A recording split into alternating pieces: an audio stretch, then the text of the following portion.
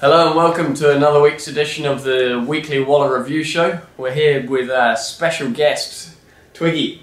He's used to be an integral part of the team and he's come back to be exactly that. He's been training under his own name in New Zealand with great success for the last 5 or 6 years, and change of scenery and back for Team Waller. Yeah, I am, mate. It's good to be back too. Get out of the New Zealand winter at the moment, so yeah, looking forward to the return, and hopefully we can build on the success that we've had. Exactly. Obviously a cracking week of racing at Ascot this week. I sort of got dressed thinking I was going there, but obviously didn't book the ticket. So we had a good week anyway last week with Lipari on Saturday. Absolutely ridden to perfection by Hugh. Just got there on the line, and then 2 yesterday.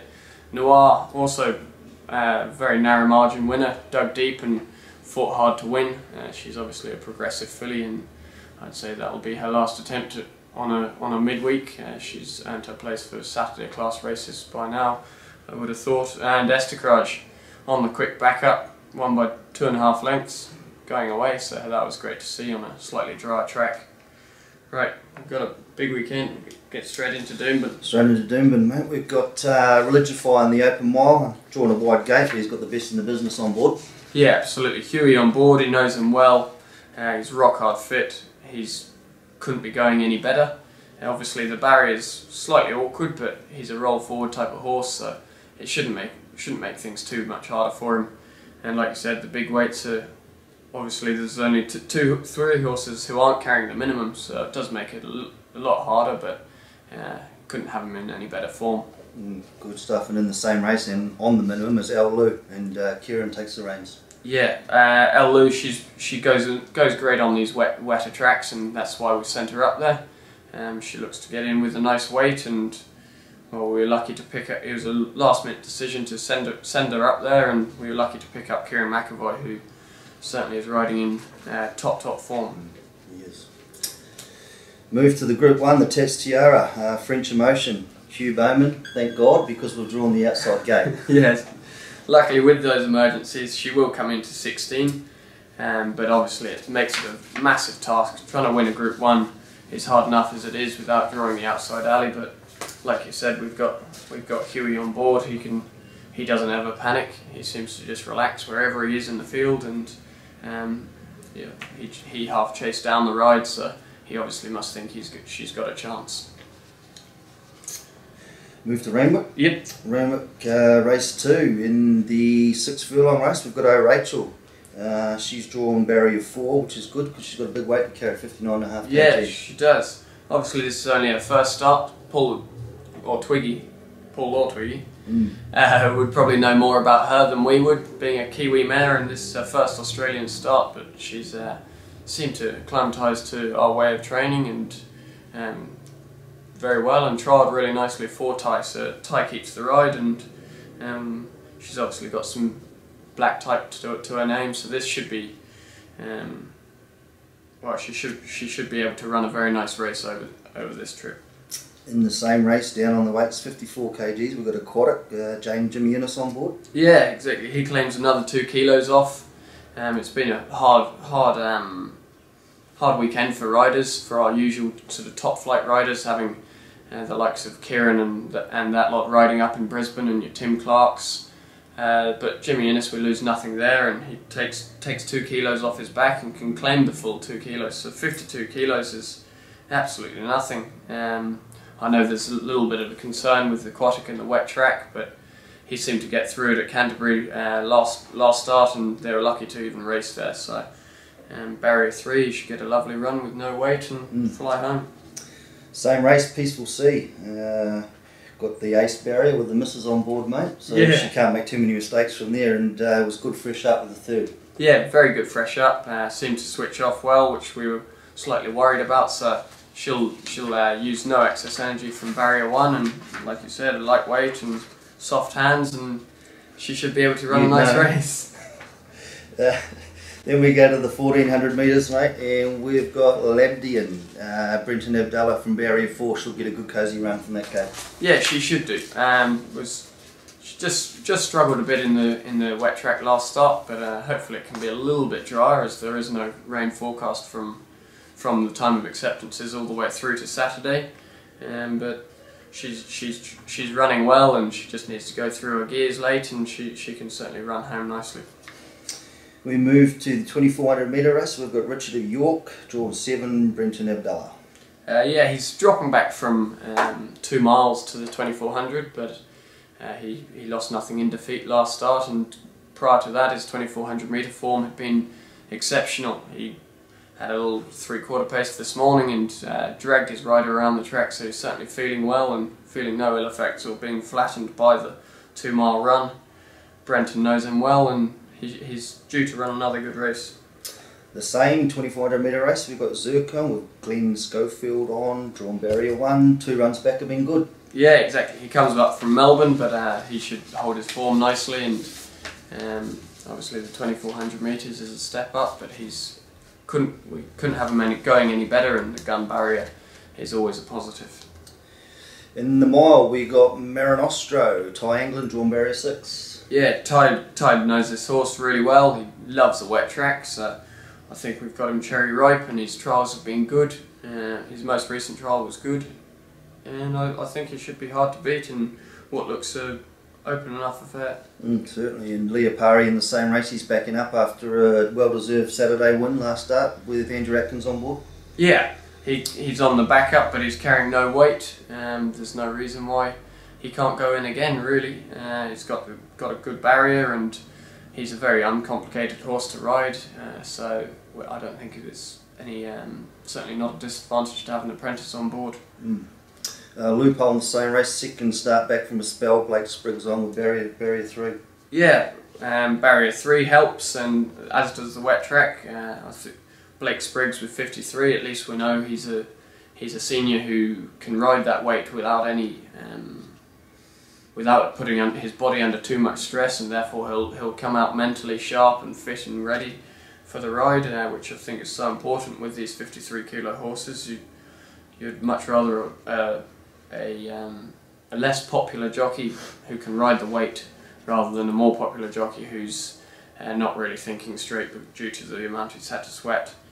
He's second up, miles about right for him at this stage, and he's going well. Good stuff. We move to the Winter Dash, 6 furlongs, Sir Bacchus, 4th run back from a spell, seems to be racing himself into form. Unfortunately he's got the wide gate to contend with. Yeah, he does. The barrier does make it a bit tricky. I know I think he's only had the one start on heavy, and it was the first run this prep, but he actually wasn't beaten overly far, and despite it not looking like a very good run, Kieran got off and gave a glowing report, so I don't think he will have any issues with the wet tracks, and if you can get a cosy enough run from the barrier, then that's the aim. Nice. Second last, we go to the 7 furlongs, Metallic Crown. He jumps from a good gate of 3 in his third run back from the spell. Should be fitter for his first 2 efforts. Yeah, absolutely. He's got a good barrier, he'll get a cosy run. He absolutely loves the wet track, so hopefully he can bounce back, as he always showed us plenty in his early days. Move to Flemington, mate? Yep. Overstep. Froggy Newitt rides and drawn barrier 14. Yeah, 14 of 14 is obviously less than ideal, but it is up the straight, so she races very well up the straight, and it's hard to know now, but we just hope that she draws on the right side where the winners are coming from, so she goes there with every chance, and she's racing in good order. Race 3, the 7 furlongs, Saritza, Froggy Newitt, barrier 5. He trialled her or gave her a jump out rather, last Friday, and she seemed to do things nicely. Obviously she has been known to be slightly awkward for her riders, but Melbourne way of going should suit her, and it should enable her to, if she does throw her head up and want to hang a fraction, then at least she'll be hanging the right way for the track, so she won't be losing any ground. And well, this time last year we were tossing up whether to run her in the Tats Tiara, so certainly if she's back to her best, then she's better than these. Certainly. Same race as 7 furlongs, Winetails. She's drawn wide, but probably shouldn't affect her given her racing pattern. Absolutely, she should be absolutely fine. Christian got off her last start and said she was actually a very good effort, just simply couldn't get her legs organised in the very heavy track at Randwick, so she goes down there for the better track, and she's got a good jockey, and hopefully she can bounce back. We've moved to race 4, the 2,000 metre race. We've got Zebek, Fresh Up, Frog Newitt, and Drawn Barrier 11. Yeah, he's been a bit of a quirky horse and a bit of a problem horse with us with the barriers, but he seems to have knocked that all on the head and got over those little issues. He jumped out with Craig on Friday, and Craig was really happy with him. He showed good speed, and he'll certainly be fit enough for the 2,000 Fresh Up. Nice. In the same race over the 10 furlongs on Costa Line, Ollie takes the reins here, but Drawn Wide, Barrier 13. Yeah, Drawn Wide, I'd imagine would just be positive out of the barriers, as he's quite a laid-back character, and if we can ensure that Ollie keeps him up to his work, he'll certainly relish the extra 200 metres on Saturday, and on a good track I think he can run a really nice race. Same race again, Sayed. He's racing in great form since returning from a spell, and he's got a beautiful cosy gate of 3, so he'll probably press forward from the gate. Yeah, he'll be very competitive in this. Obviously it is a bit of a step up to Saturday grade, but he's done nothing wrong this preparation, and I think he fully deserves his chance to run for good prize money, and now we lose nothing in his jockey or barrier. Nice work. We move on to the 2,500 metre race, and we got Hersley, consistent Hersley. Daniel Stackhouse rides barrier 6. Yeah, there's some first attempt at that extra distance, and he's on the quick backup from a 2,000 metre race, but he's certainly fit enough for the distance. The only concern is how firm the tracks have been down there. Obviously he's much better on rain affected going, so it's whether we persevere with him down there on the backup, or if there are alternative options in Sydney where we've got plenty of wet tracks. Race 8, the 7 furlongs, Invincible. She's mixed her form since returning from spell 3 starts ago, but Craig Williams takes the reins from barrier 8. Yeah, absolutely. He's actually his last run. I don't think